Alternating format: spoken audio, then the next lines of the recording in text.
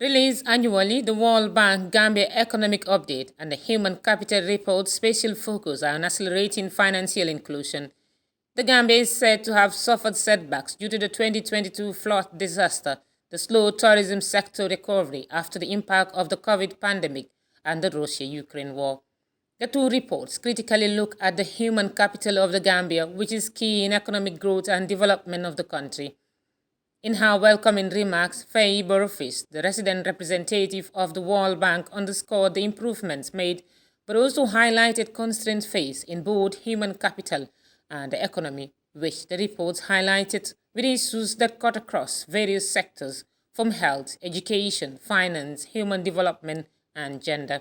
The economic update highlights a favorable macroeconomic outlook, with economic growth projected to accelerate in the medium term.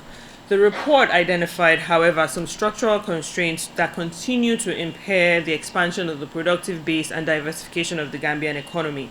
The Gambia Human Capital Review takes a broad view on human capital outcomes in the Gambia. According to our Human Capital Index, a child born in the Gambia today will only attain 42.4% of their potential productivity as an adult. The World Bank, she informs, is discussing with government series of reforms to prepare cross-sectoral projects on human capital development. The World Bank is currently discussing with the government a series of reforms within the framework of the budget support that we offer, currently under preparation, which touch on various areas. The World Bank is also working with the government to prepare a cross-sectoral project on human capital, which aims to enhance social safety nets, improve foundational learning for students, and improve young people's access to jobs. According to lead economist CMU Daniela Moreta, the report indicates that the fiscal deficit almost doubled over 3 years, with high inflation reaching double digit among others.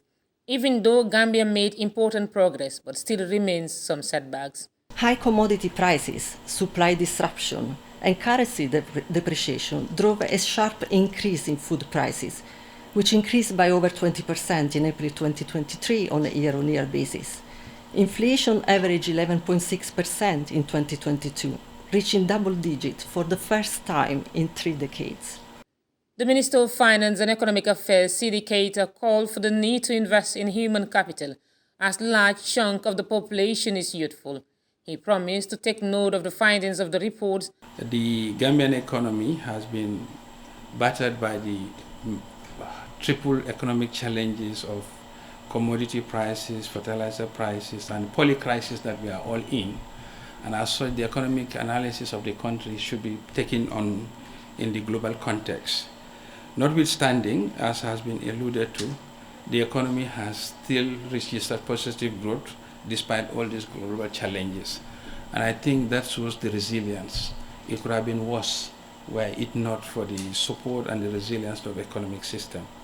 But we are not going to rest on our laurels. We will take note and we will make sure these crises do not go to waste. We will use this crisis to institutionalize reforms. The Gambia government, according to Vice President Mohamed P.S. Jallo, has invested hugely on education infrastructure, recognizing challenges in human capital development. Government, he said, is committed to improving the current status quo of the economy and that of human capital. The government is cognizant of the fact that the country's development aspirations enshrined in the new National Development Plan cannot be achieved without healthy, trained, and competitive labor force, equipped with market-relevant education and skills, especially in emerging and fast-growing sectors. In this regard, the government of the Gambia is committed in the following to enhance human development capital: scaling up investment in the education infrastructure to meet job requirement needs, improving the caliber of faculty and administrative staff, and the availability of teaching and learning materials essential to develop a skilled labor force in response to current and future labor market needs. The review sessions will avail the senior government officials and other stakeholders participating the opportunity to better understand the two reports as regard to the Gambia's economy and its human capital development, with the hope that it will influence policies and projects towards the development of the Gambia. Rohi Bitey, GRTS.